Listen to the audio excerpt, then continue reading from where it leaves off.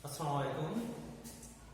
Welcome to English class. I will discuss you about a important topics which is very important for your exam, especially completing sentence or transformation. So today's topics is clause. আজকে যে আমি বিষয়টি নিয়ে আলোচনা করব সেটা খুবই গুরুত্বপূর্ণ, সেটা আসলে ক্লজ নিয়ে আমি আলোচনা করব তোমাদের সামনে। ক্লজটা আসলে এটা আছে কমপ্লিটিং সেন্টেন্স বা ট্রান্সফরমেশনের ক্ষেত্রে আমাদের এই ক্লজগুলো চেনার দরকার আছে। এটা আমাদের না চিনলে আমরা অবশ্যই ইংরেজিতে এই ট্রান্সফরমেশন বা কমপ্লিটিং এর এই বিষয়টা আমরা সঠিকভাবে করতে পারবো না। তো লেটস গো, আলোচনা করি। আমি অবশ্য লিখে রেখেছি, দেখো এখানে যে ক্লজ। তা আমি প্রথমে বলবো যে ক্লজটা কি। ক্লজটা কি হয়তো তোমরা জানো, তারপরে আমি বলে দিচ্ছি। ক্লজটা হচ্ছে বাক্য অংশ। ক্লজ শব্দের অর্থ হচ্ছে বাক্য অংশ, অর্থাৎ বাক্যের একটি অংশ। তো যাই হোক, ক্লজের আমি সংজ্ঞাটা লিখছি। এখানে আমি বলছি যে দেখো এখানে লক্ষ্য করে যে ক্লজ হলো একগুচ্ছ ওয়ার্ডস যেখানে একটি সাবজেক্ট এবং একটি ফাইনাইট ভার্ব থাকে। তাহলে একগুচ্ছ ওয়ার্ডস থাকা লাগবে ক্লজ হতে গেলে, এবং সেখানে একটি সাবজেক্ট থাকা লাগবে এবং একটি ফাইনাইট ভার্ব থাকা লাগবে। আমি পূর্বের ক্লাসে কিন্তু তোমাদের সঙ্গে ফাইনাইট ভার্ব নিয়ে আলোচনা করেছিলাম, সেটা তোমাদের মনে আছে কিনা আমি জানি না। তারপরও আমি বলে দিচ্ছি যে ফাইনাইট ভার্বটা কি। ফাইনাইট ভার্বটা যদি তোমরা সঠিকভাবে জানো তাহলে তোমরা ক্লজটাকে সহজেই বুঝতে পারবে বলে আমি মনে করি। তো আসলে ফাইনাইট ভার্ব আছে কি, যে ভার্ব দেখে টেন্স চেনা যায় সেটাকে ফাইনাইট ভার্ব বলে আমি গত ক্লাসে বলেছিলাম, অবশ্যই তোমাদের মনে আছে। তো আবার বলছি যে ফাইনাইট ভার্ব আছে কি, যে ভার্ব দেখে টেন্স চেনা যায় তাকে ফাইনাইট ভার্ব বলে। তাহলে আমরা ক্লজ দেখলাম যে ক্লজে কি থাকবে, একগুচ্ছ ওয়ার্ডস থাকবে, একটা সাবজেক্ট থাকবে এবং একটি ফাইনাইট ভার্ব থাকবে, তাহলে কিন্তু সেটা ক্লজ হবে। ওকে, তাহলে আমরা কিছু एग्जांपल দেই, উদাহরণ দিয়ে দেখি। আমি एग्जांपलটা এখানে লিখছি। एग्जांपल দিয়ে আমি ক্লজের বিষয়টা তোমাদেরকে বলছি। যেমন she met me yesterday. She met me yesterday. আমি তাকে এখানে বলেছিলাম যে একগুচ্ছ ওয়ার্ডস, এই একগুচ্ছ word she met me yesterday, এই যে অনেকগুলো শব্দ এখানে আছে, একগুচ্ছ ওয়ার্ড আছে। ওয়ার্ডস এর ভিতরে কি আছে দেখো, এখানে বলা হয়েছিল যে একটি সাবজেক্ট, একটি ফাইনাইট ভার্ব। তাহলে একটি সাবজেক্ট আছে কি, এই যে একটা সাবজেক্ট আছে, এই যে একটা ফাইনাইট ভার্ব আছে she met me yesterday। তাহলে সে আমার সঙ্গে গতকাল কি করেছিল, সাক্ষাৎ করেছিল। তাহলে আমরা এটা দেখে বুঝতেছি এটা পাস্ট ইনডিফিনিট টেন্স, সে আমার সঙ্গে গতকাল সাক্ষাৎ করেছিল। তাহলে এই যে মেট, মিটের পাস্ট ফর্ম আছে মেট, দেখে আমরা বুঝতে পারছি যে এটা পাস্ট ইনডিফিনিট টেন্স। তাহলে এখানে এই যে বলছি যে ফাইনাইট ভার্ব, যে টেন্স, যে ভার্ব দেখে টেন্স চেনা যায় সেটা ফাইনাইট ভার্ব। তাহলে এটা হচ্ছে finite verb.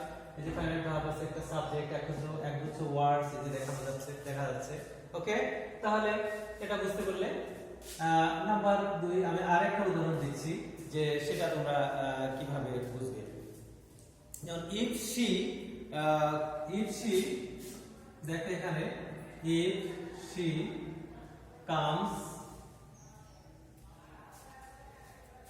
she comes today, বলছি যে if she comes today, যদি সে আজ আসে। তাহলে এখানে দেখো তো যে একটা সাবজেক্ট আছে, একটা ভার্ব আছে, তারপর অবজেক্ট আছে। তাহলে এটাও কিন্তু একগুচ্ছ ওয়ার্ডস আছে, if একটা she comes today, এই যে একগুচ্ছ ওয়ার্ডস এখানে আছে। তাহলে এই যে বৈশিষ্ট্য এখানে আমি লিখছি, সেখানে একগুচ্ছ ওয়ার্ডস আছে। আর বলছিল কি যে একটা সাবজেক্ট, তাহলে সাবজেক্ট এখানে she আছে, এবং তারপর বলছে একটা ফাইনাইট ভার্ব থাকবে। তাহলে ফাইনাইট ভার্ব যে এই যে কাম, এটা আছে ফাইনাইট ভার্ব। কি করে বুঝলাম যে এই if she comes today, যদি সে আজ আসে, তাহলে এটা আমরা বুঝতে পারলাম যে এটা প্রেজেন্ট ইনডিফিনিট টেন্স। তাহলে এটা একটা ফাইনাইট ভার্ব। তাহলে তোমরা ওকে বুঝতে পেরেছো?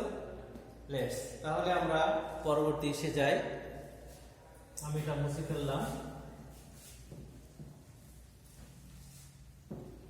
তাহলে ক্লাসিফিকেশন অফ ক্লজ। ক্লজ কত প্রকার এটা আমি তোমাদের সঙ্গে আলোচনা করব। ক্লজ হচ্ছে কয় প্রকার জানো তোমরা? ক্লজ হলো 3 প্রকার। ক্লজ কয় প্রকার? 3 প্রকার। নাম্বার 1, এক নম্বর কি?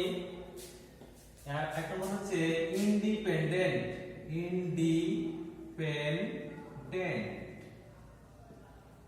অথবা প্রিন্সিপাল ক্লজ। এটাকে ইন্ডিপেন্ডেন্ট ক্লজও বলা যায়, আবার প্রিন্সিপাল ক্লজও বলা যায়, এর অপর নাম। আমি দুটো লিখে দিচ্ছি। নাম্বার 2 আছে ডিপেন্ডেন্ট অথবা subordinate clause. Number 3 coordinate clause. তাহলে অ্যাকর্ডিং টু দ্য ক্লাসিফিকেশনস, অর্থাৎ শ্রেণী অনুসারে ক্লজ 3 প্রকার: ইন্ডিপেন্ডেন্ট ক্লজ বা প্রিন্সিপাল ক্লজ, ডিপেন্ডেন্ট ক্লজ বা সাবঅর্ডিনেট ক্লজ, আর হচ্ছে কি কোঅর্ডিনেট ক্লজ। আসো আমরা প্রথমে ডিপেন্ডেন্ট বা ইন্ডিপেন্ডেন্ট ক্লজ কি সেটা আগে বুঝি। যে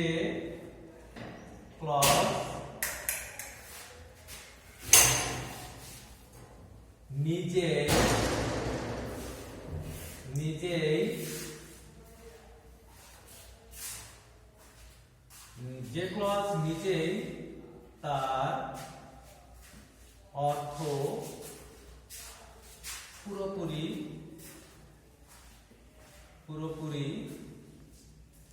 প্রকাশ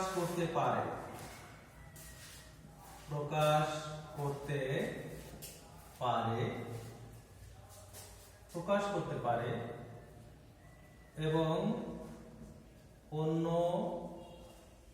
ক্লজ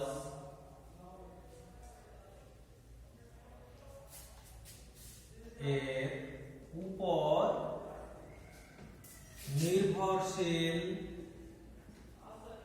নির্ভরশীল নয়, তাকে ইন্ডিপেন্ডেন্ট ক্লজ বলে। অর্থাৎ যে ক্লজ নিজেই তার অর্থ পুরোপুরিভাবে প্রকাশ করতে পারবে, অন্য কোনো ক্লজের উপর সে নির্ভরশীল নয়, সেটাকে আমরা বলবো ইন্ডিপেন্ডেন্ট ক্লজ। আচ্ছা, তাহলে আমরা ইন্ডিপেন্ডেন্ট ক্লজ বুঝলাম সংজ্ঞাটা। এবার দেখো ডিপেন্ডেন্ট ক্লজটা আছে কি নির্ভরশীল, এটাকে সাবঅর্ডিনেট ক্লজ বলে। তাহলে ডিপেন্ডেন্ট ক্লজ আমরা যদি এখানে দেখি, যে ক্লজ নিজে তার অর্থ পুরোপুরি প্রকাশ করতে পারে না, আমরা এখানে একটু নট জড়িয়ে দেব, ঠিক আছে? নিজে তার অর্থ প্রকাশ করতে পারে না, তাহলে তার অর্থ প্রকাশ করার জন্য কি অন্য ক্লজের উপর নির্ভরশীল, তাকে বলবে ডিপেন্ডেন্ট ক্লজ। অর্থাৎ তার নিজের অর্থ প্রকাশ করতে গেলে অন্য একটা ক্লজের উপর তার নির্ভরশীল হতে হবে, তাহলে সেটা হবে সে ডিপেন্ডেন্ট ক্লজ। তাহলে আমি এই দুটো ক্লজ নিয়ে আমি আলোচনা করতেছি, কোঅর্ডিনেট ক্লজটা আমি নেক্সট টাইম আলোচনা করব। তাহলে তোমরা একটু লক্ষ্য করো, আমি एग्जांपल দিচ্ছি।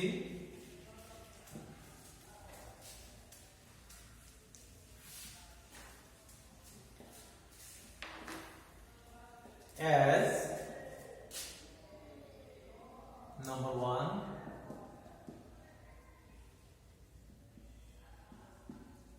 as she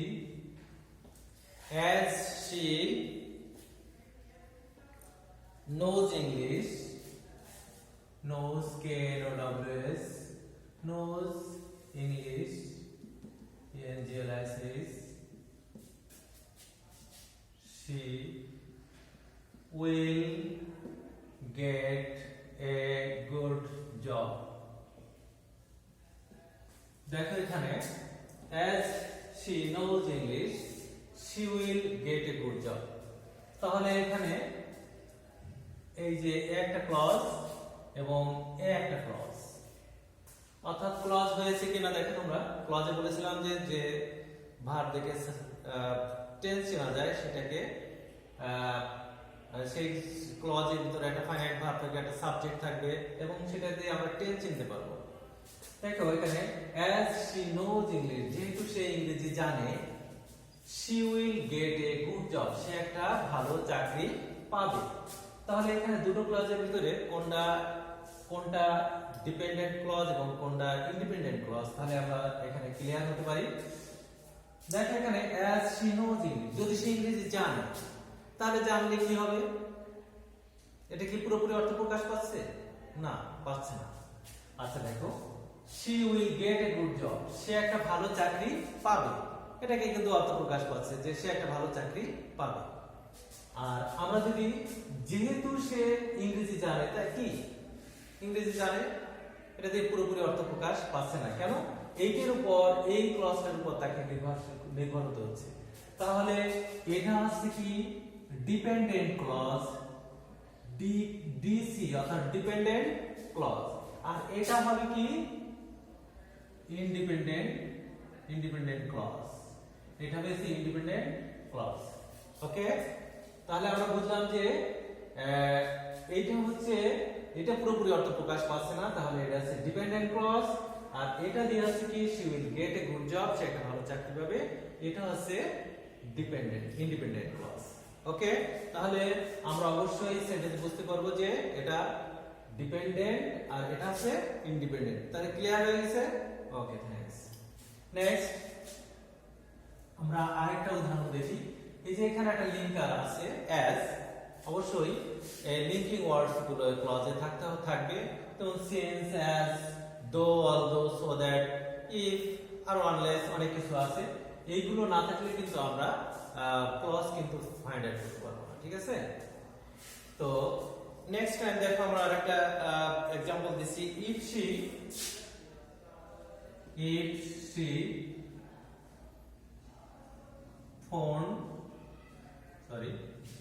phoned me, I could meet her. বলছি যদি সে ফোন করতো তাহলে আমি তার সাথে সাক্ষাৎ করতে পারতাম। তাহলে এখানেও দেখো এখানে যে এটা একটা ক্লজের বৈশিষ্ট্য কি মনে আছে? যে একটা সাবজেক্ট, একটা ফাইনাইট ভার্ব থাকবে, তাহলে এটা একটা ক্লজ, এটাও একটা ক্লজ। তাহলে আমরা এখন ফাইন্ড আউট করব কিভাবে কোনটা ডিপেন্ডেন্ট কোনটা ইন্ডিপেন্ডেন্ট। তাহলে এখানে if she phoned me, যদি সে আমাকে ফোন করতো তাহলে কি হতো? এটা কিন্তু পুরোপুরি অর্থ প্রকাশ পাচ্ছে না। এখানে হচ্ছে I could meet her, আমি তার সাথে সাক্ষাৎ করতে পারতাম, এটা কিন্তু পুরোপুরি অর্থ প্রকাশ করছে। তাহলে এটা হচ্ছে ইন্ডিপেন্ডেন্ট ক্লজ, এটা হচ্ছে ইন্ডিপেন্ডেন্ট ক্লজ, আর এটা হচ্ছে ডিপেন্ডেন্ট ক্লজ, এটা হচ্ছে ডিপেন্ডেন্ট ক্লজ। তাহলে ক্লিয়ার জিনিসটা, ডিপেন্ডেন্ট ইন্ডিপেন্ডেন্ট ক্লজ কি কিভাবে আমরা ফাইন্ড আউট করতে পারবো সেন্টেন্স দেখে। ওকে, আমি নেক্সট টাইম পরবর্তীতে এই ক্লাসগুলো নিয়ে আবার আলোচনা করব, যেহেতু আরেকটি বিষয় বাদ রয়েছে। সে পর্যন্ত তোমরা সুস্থ থাকো, ভালো থাকো। ওকে, থ্যাংক ইউ বস।